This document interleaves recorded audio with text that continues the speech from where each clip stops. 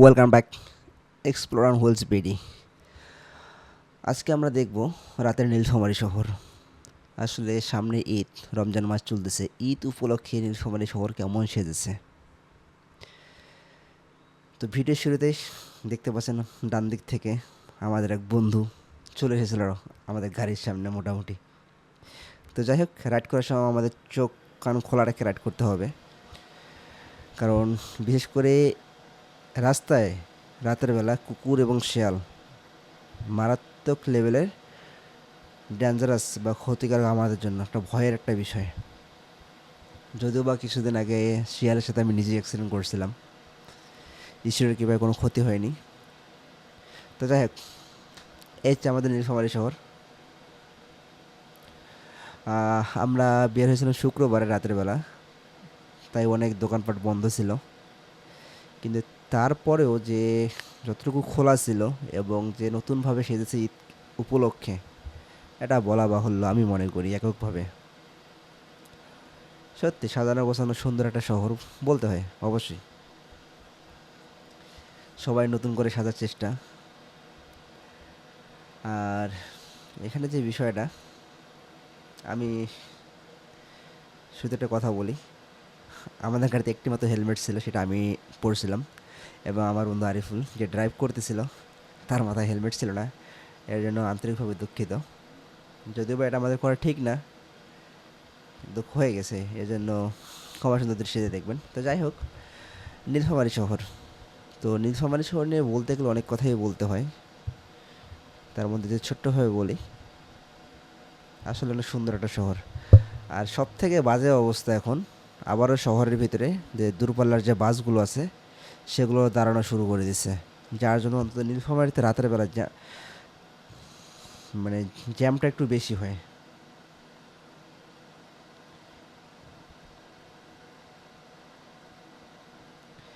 যাই হোক, আমরা বর্তমানে যে জায়গাটা সেটা হচ্ছে বড় বাজারে। ঠিক আছে, বড় বাজার থেকে বের হয়ে আমরা একটু নীলফামারী স্টেশনে যাব। তো সামনে বড় বাজার যে মেন মসজিদের পাশে যে মোড়টা, সেই মোড়ে যাচ্ছি আমরা।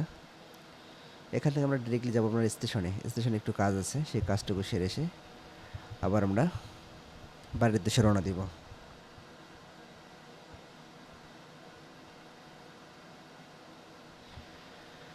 তো আমরা শুরু করলাম যাত্রা। আমাদের সামনে একজন ছিল এনবিসির একজন রাইডার, যার গায়ে পরা ছিল এনবিসির টি শার্টটি, অফিসিয়াল যে টি শার্ট। তো যাই হোক, আমরা এখন যাচ্ছি স্টেশনের দিকে। তো আমরা যে মেন যে বিষয়টাতে ছিলাম, রাতের নীলফামারী শহর। তো যদি এক কথায় বলতে যাই, রাতের নীলফামারী আসলে অসাধারণ, যদিও বা একটু যানজট বেশি, তারপরেও বলতে হয় অসাধারণ একটা শহর, অসাধারণ একটা জায়গা। আর সবসময় একটি কথাই বলতে হয়, সেফটি মেনে আমাদেরকে রাইড করতে হবে, কারণ আমাদের সবাই একটা করে পরিবার আছে। সেফটি মেনে রাইড করব, নিরাপদে বাড়িতে ফিরবো, এটা হোক আমাদের মুখ্য বিষয়। এখন যে বিষয়টি সেটা হলো গিয়ে, ও একটা বিষয় তো বলতে ভুলে গেছিলাম। আপনারা সকলে জানেন আমি টোটালি নতুন এখানে, বা ইউটিউবের জগতে আমি টোটালি নতুন। আমি ব্লগিং করি না, জাস্ট শখের বশে করতেছি এগুলো। তাই আমার কথাবার্তা ভুলভ্রান্তি একটু ক্ষমা সুন্দর দৃষ্টিতে দেখবেন। তো যাই হোক, আমরা আমাদের মতো করে রাইড করতেছিলাম, বা আমার বন্ধু আরিফুল সে সুন্দরভাবে রাইড করতেছিল, এবং আমাদের গন্তব্য যে স্টেশন ছিল সেই স্টেশনে আমরা নির্দিষ্ট সময়ের মধ্যে পৌঁছে গেছি। এই যে দেখেন এই রিক্সাটা, এটা সবথেকে খারাপ একটা বিষয়। ও ডান দিকে গাড়িটা চাপাই দিয়ে হাতটা দেখাই দিল, হাতটা দেখানোর সাথেও গাড়িটা ডান দিকে ঢুকাই দিল। ওনার তো উচিত ছিল আসলে পিছনে কোনো গাড়ি আছে কিনা এটাকে ফলো করা, দেন ওনাদের গাড়িটা ঢুকানো উচিত ছিল, কিন্তু সেটা না, সিগন্যাল দিয়েছে মানে ঢুকে গেছে। আমাদের একটা বিষয় খেয়াল রাখতে হয়, যদিও বা রিক্সা এখন এই বিষয়টা কিন্তু দেখা যায় না। মানে আমাদের টেসলা চালক, এরা যখন এদের পাছাটা একটু বাম দিকে করবে, তার মানে আপনাকে বুঝতে হবে ডান দিকে গাড়িটা ঘুরাই দিব। আবার পাছাটা যদি ডান দিকে একটু কাত করে, তাহলে বুঝতে হবে যে গাড়িটা নেই, বাম দিকে ঘুরাই দিচ্ছে।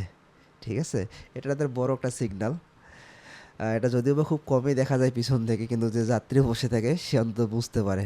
আর এটা যদি ভ্যানের ক্ষেত্রে হয়, তাহলে তো দূর থেকে আমরা দেখতে পারি। একটু বাম দিকে কাত হয়েছে মানে ডান দিকে ঢুকবে, ডান দিকে কাত হয়েছে মানে বাম দিকে ঢুকবে। সবসময় উল্টাটা চলে, ঠিক আছে? তো যাই হোক, আমরা বর্তমানে আছি গাছবাড়িতে, গাছবাড়ি ঢুকতেছি, ঠিক আছে? এই আমরা গাছবাড়িতেই আছি এখন। তো গাছবাড়ি থেকে আমরা এখন ডিরেক্টলি চলে যাব স্টেশনে। স্টেশনে কাজ শেষ করে আবার আমরা ব্যাক করব। তো ভিডিওটা লেন্দি করব না। সবার সুস্বাস্থ্য কামনা করে এখানেই ভিডিওটা শেষ করতেছি। এবং বন্ধু আরিফুলকে অসংখ্য ধন্যবাদ এত সুন্দর রাইড করার জন্য। সেফটি মেনে সুন্দরভাবেই রাইড করেছিল, যদিও বা মাথায় হেলমেট ছিল না, এর জন্য আবারও আমি ক্ষমা চেয়ে নিচ্ছি। যাই হোক, আমরা সুস্থভাবে বাড়িতে পৌঁছেছিলাম, এটা ঈশ্বরের কাছে অশেষ কৃপা। তো সকলে ভালো থাকবেন, সুস্থ থাকবেন, বাই।